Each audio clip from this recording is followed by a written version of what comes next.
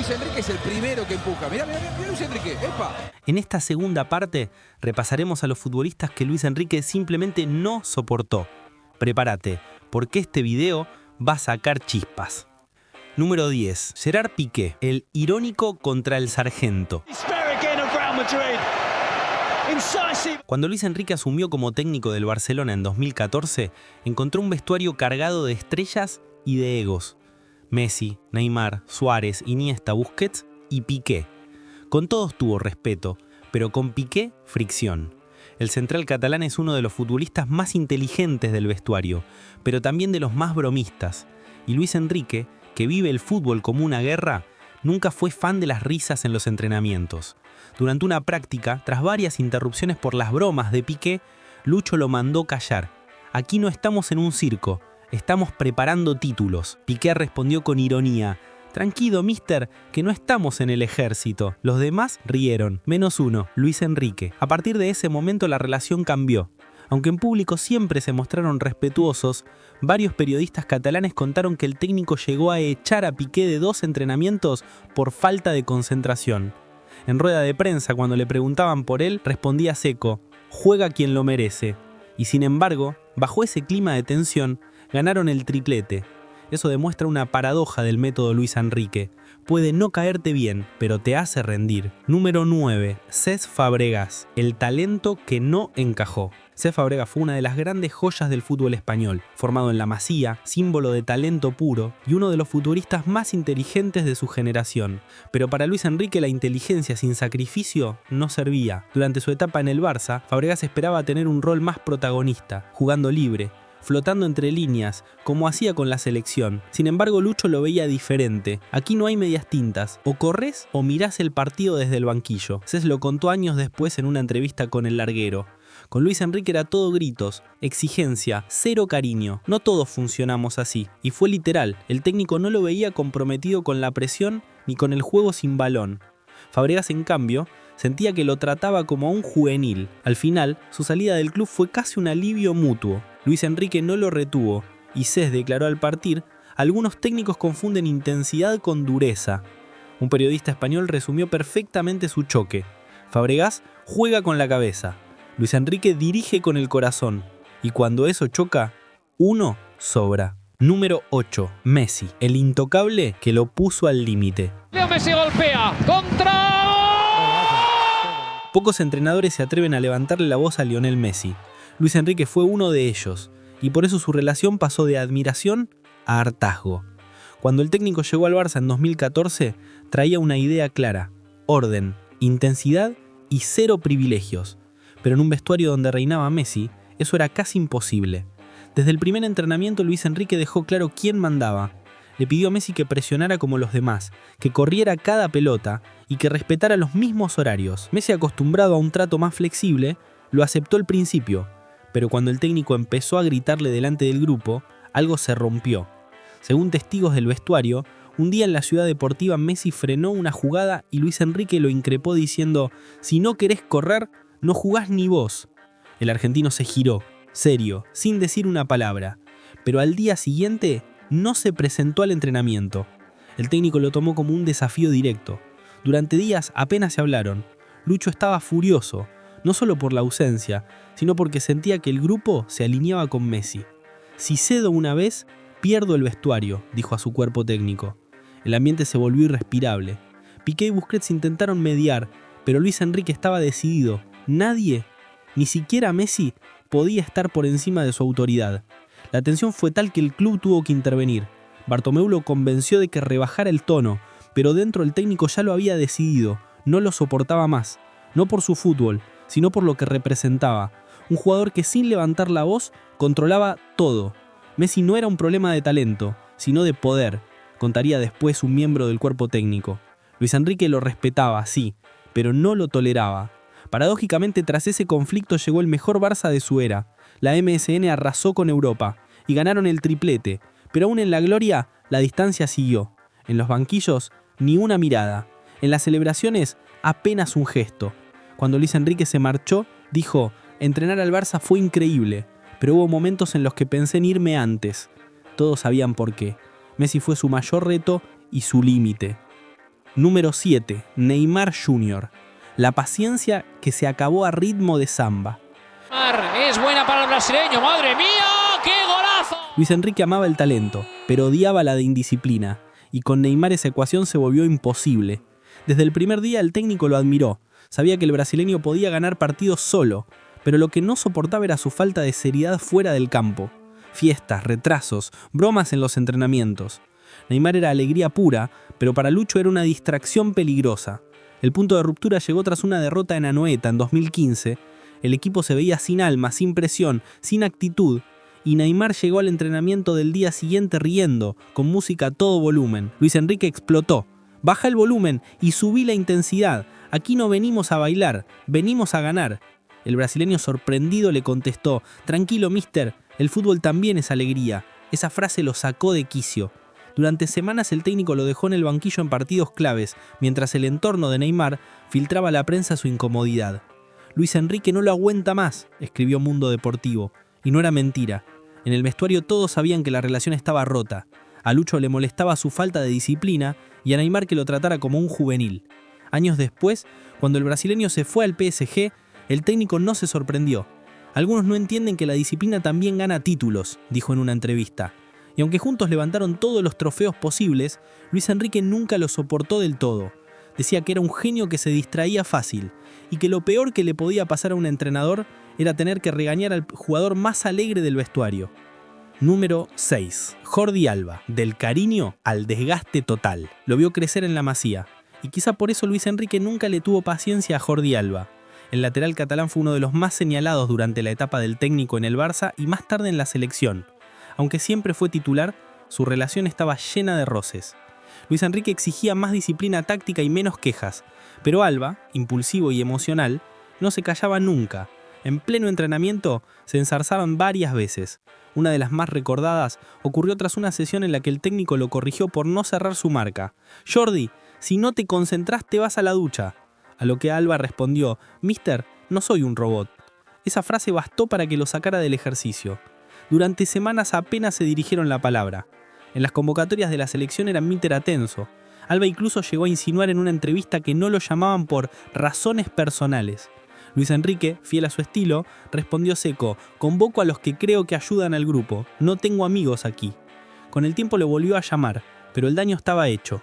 Cerca del cuerpo técnico aseguran que a Lucho no le soportaba su carácter sensible y su tendencia a discutir cada corrección.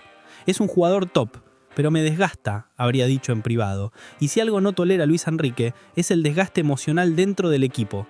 Si estás disfrutando este repaso de fuego, deja tu like y suscríbete al canal, porque lo que viene a continuación va a dejarte con la boca abierta.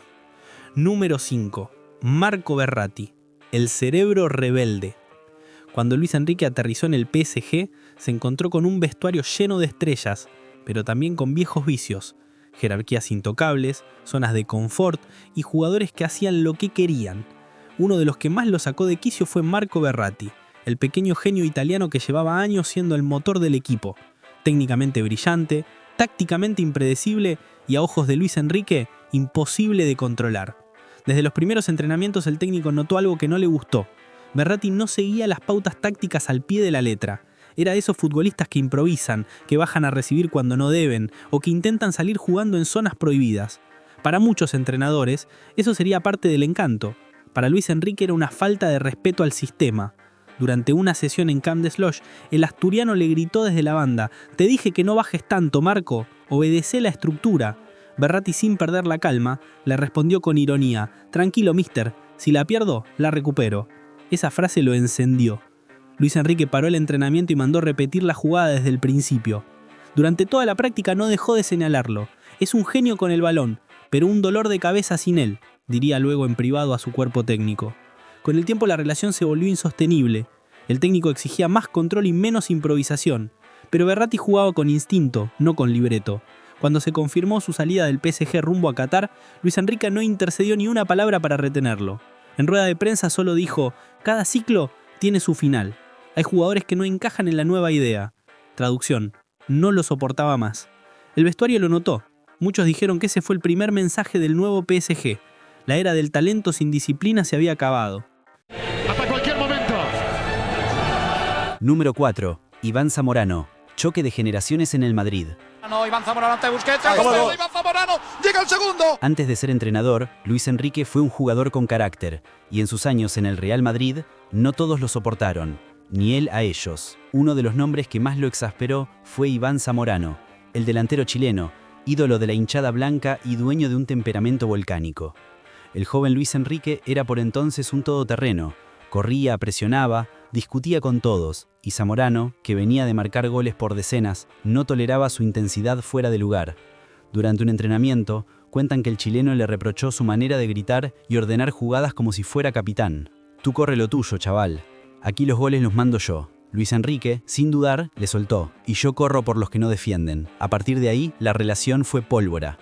Zamorano, un tipo orgulloso, empezó a ignorarlo dentro del campo. Luis Enrique, más joven pero igual de orgulloso, dejó de pasarle balones. En los entrenamientos se notaba la tensión. Hubo empujones, gritos y hasta una reunión interna donde Valdano tuvo que intervenir para separar sus egos. El problema era que ambos compartían una virtud y un defecto. Vivían el fútbol con el alma. Dos personalidades intensas en un mismo vestuario, condenadas a chocar.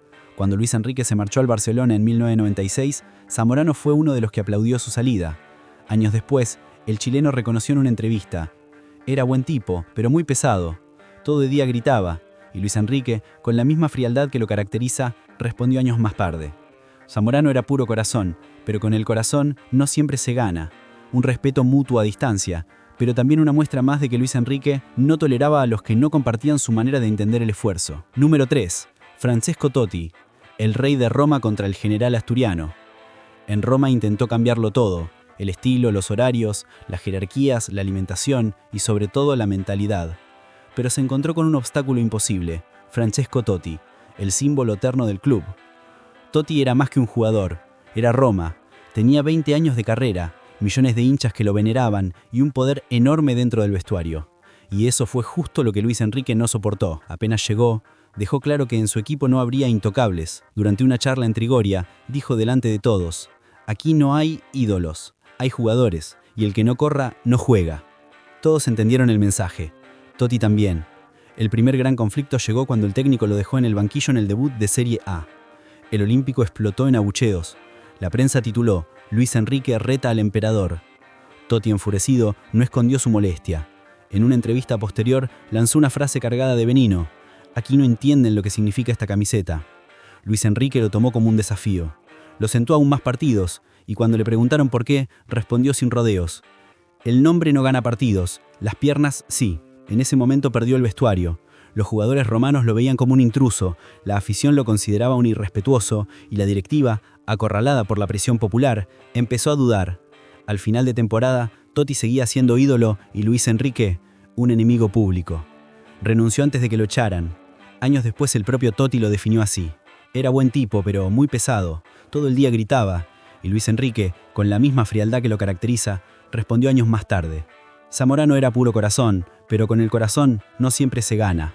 Un respeto mutuo a distancia, pero también una muestra más de que Luis Enrique no toleraba a los que no compartían su manera de entender el esfuerzo». Número 2. Gianluigi Donnarumma. La paciencia se rompió en París.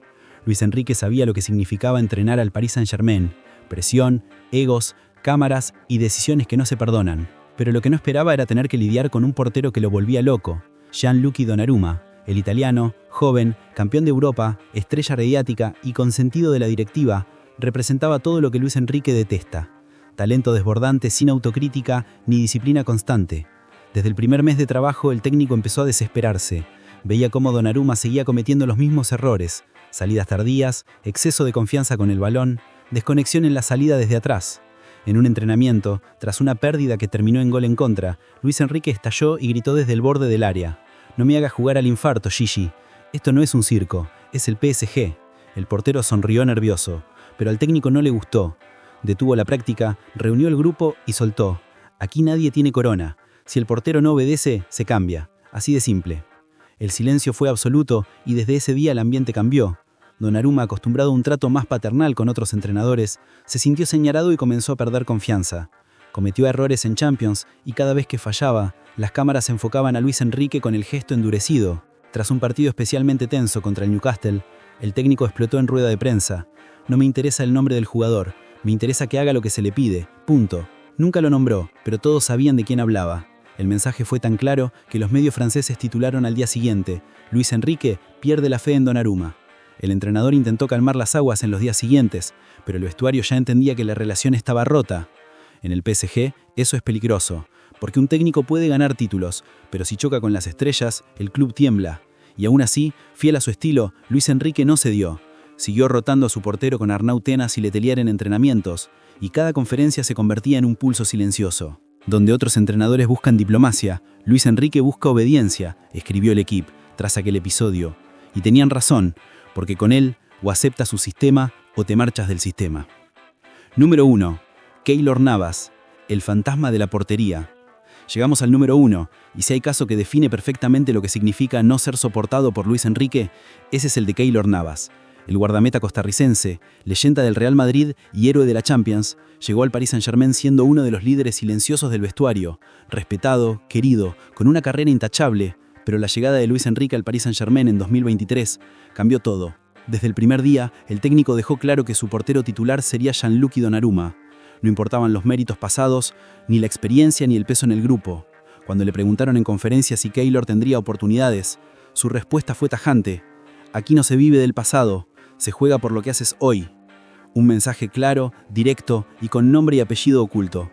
Keylor, que venía de grandes temporadas y de ser figura en Champions, aceptó el rol al principio, pero con el tiempo se sintió desplazado. Durante los entrenamientos, su profesionalismo era intachable, pero su rostro lo decía todo.